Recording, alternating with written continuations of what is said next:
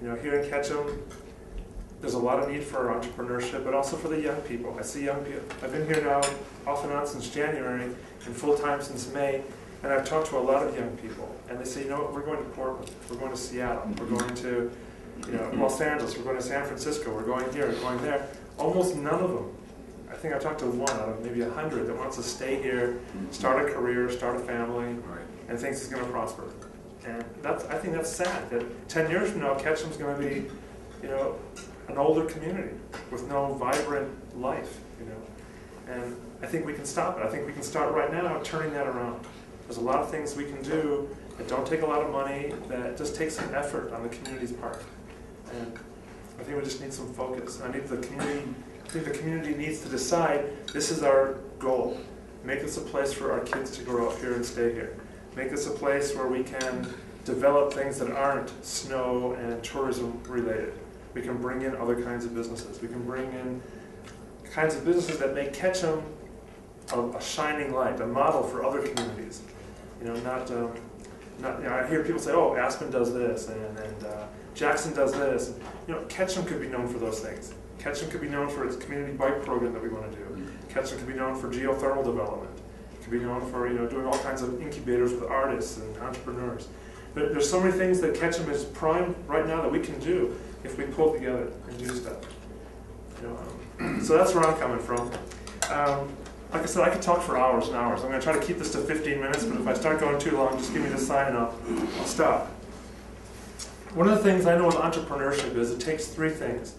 First, it takes a person with an idea. Everybody's got an idea. If you put a thing in the newspaper tomorrow saying, we're looking for business ideas and we're going to give a prize to the top one, I bet you get 1,000 replies. High school kids, college kids, people who are, housewives, people who have retired, they're all going to have ideas. Ideas are great. And the second thing you need is somebody with commitment to work. An entrepreneur has to know that it's not a 9-to-5 job. It's not something you do on Monday through Friday.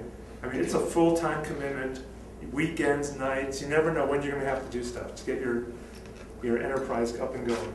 And a lot of entrepreneurs don't know that. And I think that's one of the problems with a lot of entrepreneurs that start, is that they've got this great idea and they can see how it's going to work in the future, but getting from here to there is the hard part.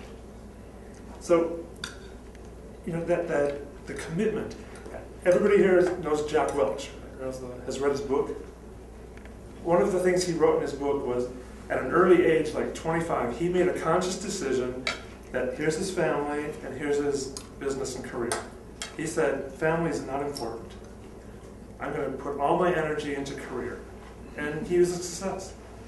He's done lots of things, multi-million dollars, he's chairman of GE for a long time, and he got what he wanted. But in his book he was saying, in hindsight, he may not have done that. Because he's been divorced several times, his kids don't talk to him, but he's had a success, and he has his own jet, and he has his own island, and he has all these things. So he got what he wanted, but now he's not so sure that's what he wanted. But an entrepreneur has to make that same choice. When you're starting a business, and your kid's going to a drama presentation, or a baseball, or a Little League game, you've got to decide, hey, do I want to run my business if there's a problem, or am I going to go take care of my family problems? And I'm not saying that there's only one or the other. You can blend it. But an entrepreneur has to be prepared to know that he's going to have to make those choices sometimes, or she's going to have to make those choices sometimes. And that's part of what entrepreneurs need to know, is that it's not going to be an easy road. It's going to take a lot of effort and a lot of work. So if you have the idea and you have an entrepreneur committed, that's two parts of the battle. The third one is the means. A lot of entrepreneurs have a great idea and they're ready to put their whole thing into it, but don't have the means to do it. Either financial means, they don't have enough money to start, or enough to sustain them when they start. They put everything into it and then have a problem the first month, they fold. So they need financial means not just to start, but to sustain them until they're sustainable. But the second, more important part is the technical advice. There's so many things to know. Maybe they have a great idea about their little thing, woodworking, metalworking, organic food things, whatever. But the other things, everything that revolves around a business, banking, credit, lending, loans, marketing, all those things escape many entrepreneurs. They just don't have the knowledge. They're not MBAs, they're not experienced in all the things that they have to deal with. Employee matters, issues, taxes, insurance, credit. So that's where I see the CDC coming in, and other groups like Jigsaw to help, where we can provide, one, financial assistance through micro-lending and through helping with loan packaging and stuff.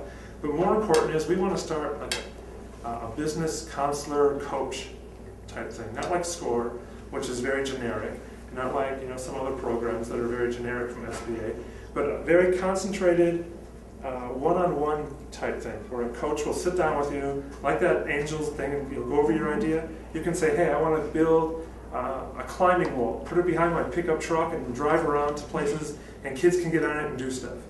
It's a great idea. The coach will sit there with you and say, okay, what about when it rains? How many days does it rain in your area? What about if somebody falls? Do you get hurt? How many climbing things do you have? How many kids can climb in an hour? How many people a week can you do? What happens if your car has a flat? All those kind of common sense things that an entrepreneur might not think about. And then after you've gotten past that, the coach will work with you one-on-one, help you go do your whole business plan, put together cash flow statements, put together your profit and loss statements. Not do it for you. It's going to be an equal partner. You're going to have to put in as much effort as the coach. They're not going to, you're going to say, oh, I got to go out with my wife this week, you do the business plan, I'll meet you back on Monday. It's not going to work like that. It's got to be equal work. So the business coach is going to help you put your plan together, your stuff, get you ready to go either to a bank for a loan packaging or to go to a venture capitalist.